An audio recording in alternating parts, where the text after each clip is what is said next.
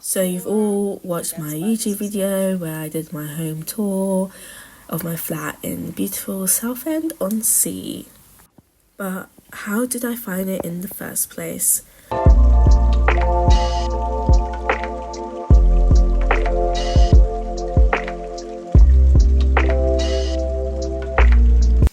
So my initial thoughts was, what can I afford?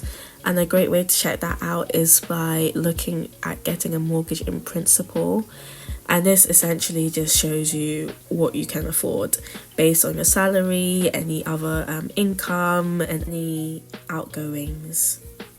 And I literally just googled mortgage in principle and loads of websites pop up. I then opted to use a mortgage broker. I personally didn't have the funds to pay for one, so I used a free online mortgage broker called better.co.uk.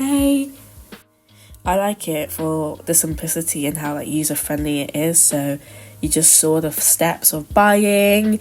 There's guides to buying, and it's broken down into chunks, and I just love how digestible the information is. So I knew it was for me.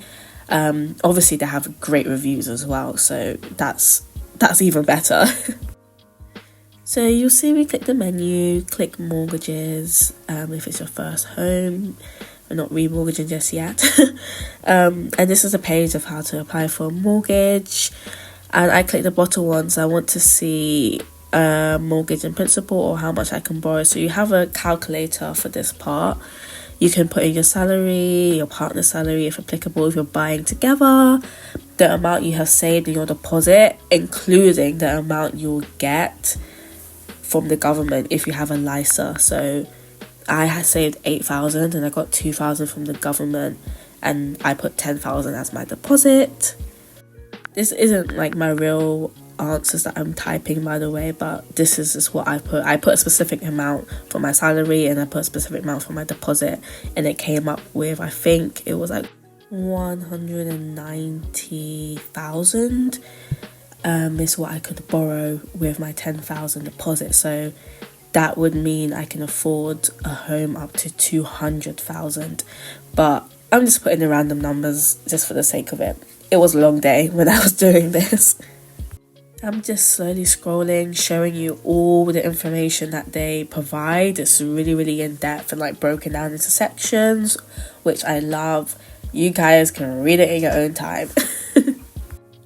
Okay, now that you have your amount, you can go looking for properties. So I think the main one everyone uses is Rightmove, but there's also others On the Market or Zoopla, and even others like Gumtree, etc. So there's lots of options out there. So let's put an example location of where you want to look for a home. Click for sale, and then you put in your criteria. So the search radius I will do quite wide, just to give yourself an idea of the market within the different areas within Leeds, for example. And then price range, let's just stick to my personal example of 200, and I put that as my maximum because I knew that was a maximum I could afford. You also could go above, so let's say 210 or 220 if you're looking for a great project and you know that you can negotiate the listing price. So that's also an option. I then go on to select the number of bedrooms. I chose max 2 because that's all I need personally. And then you can select the property type. I just chose any, added to the site at any time, and then I went to find the properties. And the page loads, and to be honest, it looks like a lot. There's a lot of different properties, a lot of numbers flying around, and a lot of keywords such as no chain. And happy to explain what that all means. But essentially, it does look like a lot. And so what helps me is to go back up to the top, and next to the word Leeds is 40 plus miles, min price, then 200,000, which is my max, and then filters. And you click on that filters button to help narrow things down for you that are relevant for you. My current place is a flat, but I also selected detached, semi-detached, terrace, you know what I mean. And included under offer, sold subject to contract as well, just in case anything slipped through, and it was available to me. And I crossed off all those bottom ones because they were not relevant. I was not looking for new home builds, etc. So that narrowed it down a lot for me. By using this example in Leeds, you can see straight away a lot of them are sold subject to contract. Keep an eye out for them. And when you are looking at property, let's just click on this one. You scroll down to the key features, description, of course, that's all important. But I like to look at every single thing, like right down to like the property sale history, the broadband speed, like everything's so important. So I look at them all. If you want to go even further and narrow it down, you can add keywords at the top of your search. So one I wanted to use was in need of modernization, so it's more like a phrase. But what that essentially means is that the property will need touching up, it will need a new lease of life. And for me that was important because I wanted to add some form of equity by redecorating and doing a renovation. Not a massive one, like I don't want to be doing any structural stuff, but that was a keyword I wanted to use, and then kind of gauge based on the pictures and the viewings how much work I would need to do. If you too are looking for a project, renovation, a great way is to go to sort, and instead of a keyword match, you go from price, so lowest price, and then it will pop up literally in the lowest price. You'll see that the top one is still a featured property, so it's not going to, reflect in that same order of the lowest price to highest price. I still flick through it anyways, but not needed. So then you go through the order, you will see a lot of them are auction properties. That's a whole other ball game. So we won't go through that on this video. But if you want to avoid looking at auction properties, you'll go back up to the top and change the minimum price to a higher price, so something that's more realistic. You can test this out depending on the area, what that kind of like floor level is, but I just picked 100,000 in this video. So you'll see properties that are cheaper but are not so cheap that they're in auction. This is just an example. You can see like I think 100,000 is a bit too high of a ceiling because the properties in this 100,000 region are pretty decent. They're not really, they might need a bit of freshening up, but that's it really. So I would know, okay, next time minimum it needs to be a bit lower. And I can go through it and go through lower, cheaper properties that need renovation in another video and things to look out for. But for now, let's just go through the basics. So you want to look at the floor plan. This particular property actually has multiple types of floor plans for you to see, like different versions, different renders, so it's actually quite useful.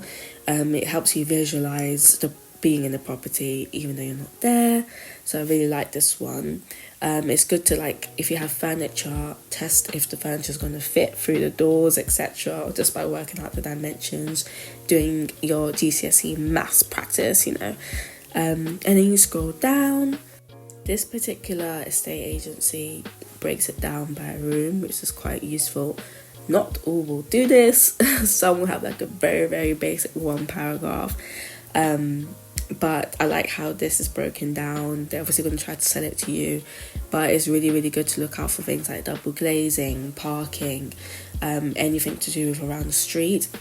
Looking at the energy efficiency rating, if it's quite low, there's probably more work you're going to need to do to get that up. So looking at things like that. This agent didn't list all of these bullet points, but that's okay. You could talk about either on the phone or on your viewing. And then what I love to look at, me personally, is the maps, getting an understanding of the schools, etc., going into what shops are around.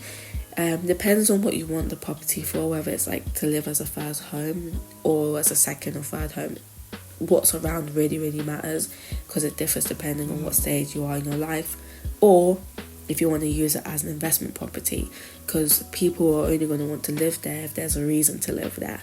So you want to look around, you want to zoom in, zoom out. Where's the nearest station? Where's the nearest doctors?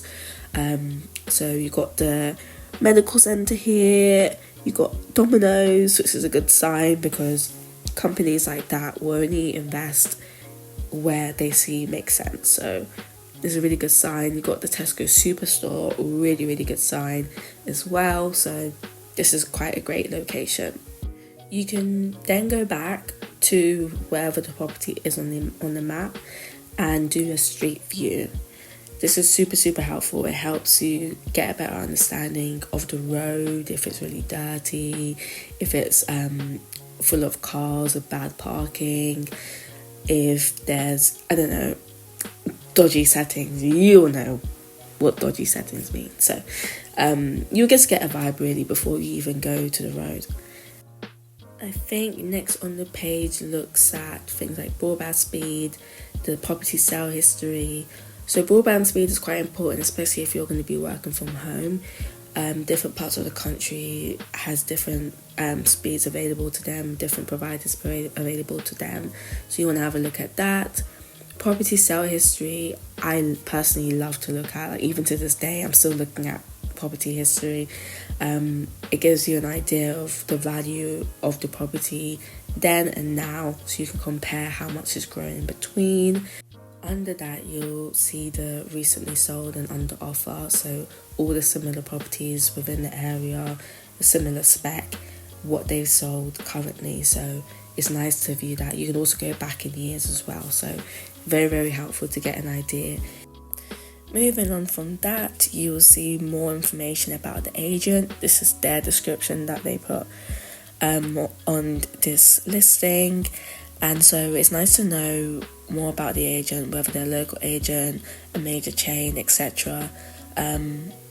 It's really good and important to understand like who you're going to be working with during this whole sale. So you want to make sure they're reliable, they have good reviews, they're not lying to you when they post things or they share information with you, that they're very, very active when it comes to communicating between you and the seller. All very important stuff. Next is the stamp duty calculator, which is actually not applicable for first-time buyers purchasing the property under £425,000. And if it's over that, they get a discounted rate on properties purchases up to £625,000. But the majority of first-time buyers will not even go above the first number I mentioned, so it will not be applicable to them. So moving on is the Rightmove mortgage payment calculator. So if you pop in the price, you pop in your deposit, an average interest that you've seen around when you've been looking at mortgages, and how long you want to be repaying it. Remember, this is just an estimate and it's powered by Nationwide specifically, so just be aware of that. And if you've logged into Rightmove, you can add any of your thoughts onto this listing, attach it via notes. So whenever you want to come back to this, you will have your notes always attached to it on your account, which is quite helpful. So you might say, oh, this is my first choice. If you've arranged a viewing, you can pop down the date and time of the viewing, anything like that, which is quite helpful. I also thought it would be worth going onto Zoopla and doing basically exactly the same thing, but Zoopla has different filters, shows slightly different information. So similar thing, like you want to go maximum radius, beds, blah blah blah. You can also add baths, etc. But what I really like about this is that you can do include, exclude. So I excluded new homes because I didn't want a new build, didn't want shared ownership, didn't want auction, so it's a lot easier to cut out auction properties. It's also good because you can select freehold or leasehold properties.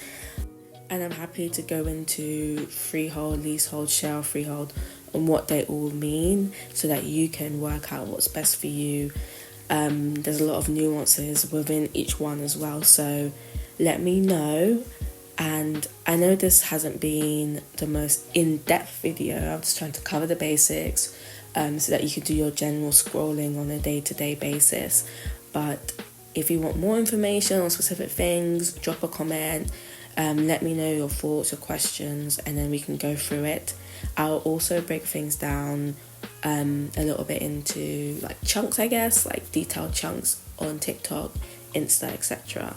So give me a like, follow, subscribe, all of that stuff, and we'll go through it together as I explain my home from me to you and the journey of finding a first home. Once again, I'm not a mortgage advisor, I'm not a financial advisor, any of that stuff, but stay tuned and I'll give you the real. And that's all you really need.